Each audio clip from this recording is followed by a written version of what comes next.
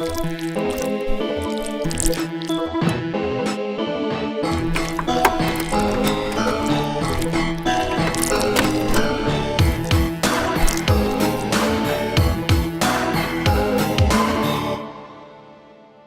original Creepshow was released in 1982 from director George Romero and writer Stephen King.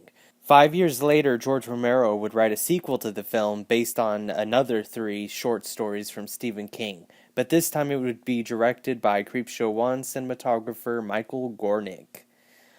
What's interesting about this film is how much it takes from the original movie and then changes.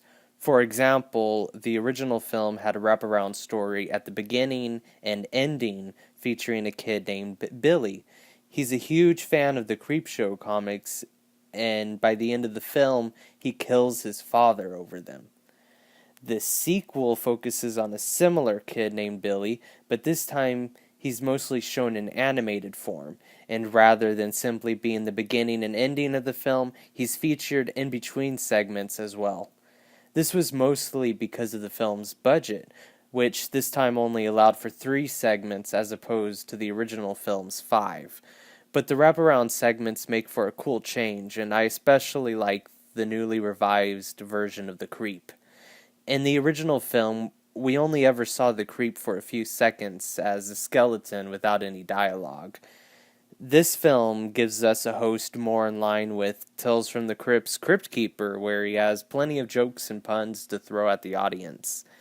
He's also played in live-action form by Tom Savini, the special effects artist for the first Creepshow, and his voice was performed by actor Joe Silver, who you may recognize from director David Cronenberg's movies Shivers and Rabid. The stories themselves are all very interesting, with Old Chief Woodenhead being a personal favorite. Although it doesn't quite have the gore, it's a wonderful play on the slasher genre. I also love that the killer happens to be a wooden Indian statue, something so common and simplistic that I'm instantly reminded of this movie whenever I see one. I also love the character Sam from the segment. He's a villain you both want to hate and laugh at. Most fans, however, would probably call The Raft the best segment of the film, which follows a group of teenagers stranded in the middle of nowhere on a lake. They end up being surrounded by a strange oil slick, which actually happens to be an acidic organism similar to the Blob.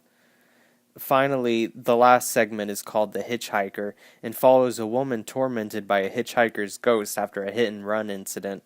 It's nothing too special, but it's always entertaining to watch.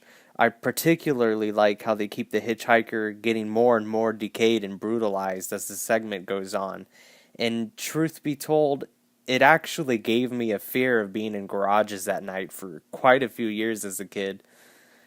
While it does feel short and inconsistent by only having 3 stories, there were originally 2 more planned. One was called Cat from Hell and would have eventually be made for Tales from the Dark Side, the movie.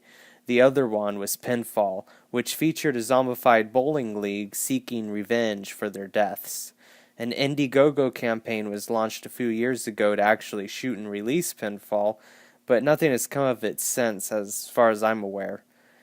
After Creepshow 2, the franchise sort of fell apart, save for a shoddy direct-to-video Creepshow 3 in 2006, with no connection to previous installments. And then there was an attempt at a web series called Creepshow Raw, but that also went nowhere after its pilot episode. It's a shame because the original film is easily one of the greatest horror films ever made, one that I would call brutally intelligent and horrific. And then Creepshow 2 is easily one of the greatest horror sequels ever made. It's not quite up to par with the original, but it's just as entertaining. I can only hope that maybe one day if they reboot the Creepshow franchise, I'll be able to call it one of the greatest horror reboots ever made.